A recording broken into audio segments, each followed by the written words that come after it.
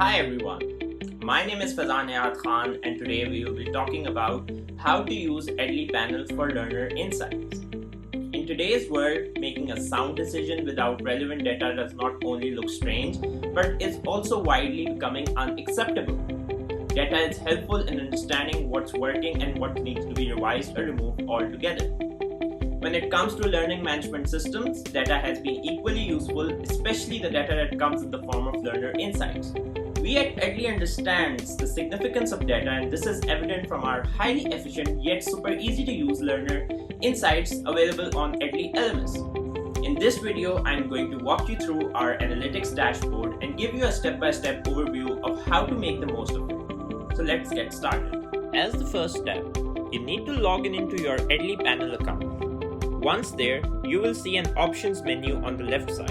Head over to Edly Insight and click on the drop-down. You will see Summary, Learners, Courses as categories. Let's head over to Analytics Summary first. Here, you will be able to get highlights of learner and course data. Hover over the information icon to see the description of each of the items listed in the summary section. Some key insights include the total number of learners, monthly active users, monthly course completions, and the total number of courses.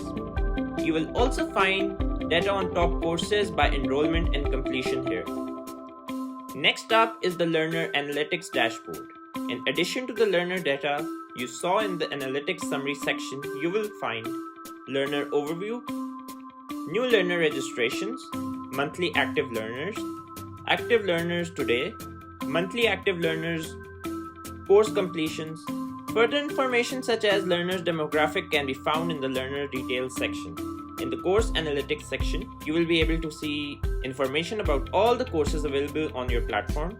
With the help of the search bar, you can filter through the courses by using the course title and get relevant course information such as total number of course enrollments, active users, and course completions. On the detailed course analytics page, you will find information on total enrollments, completions, active learners, course progress, and much more. And that's it.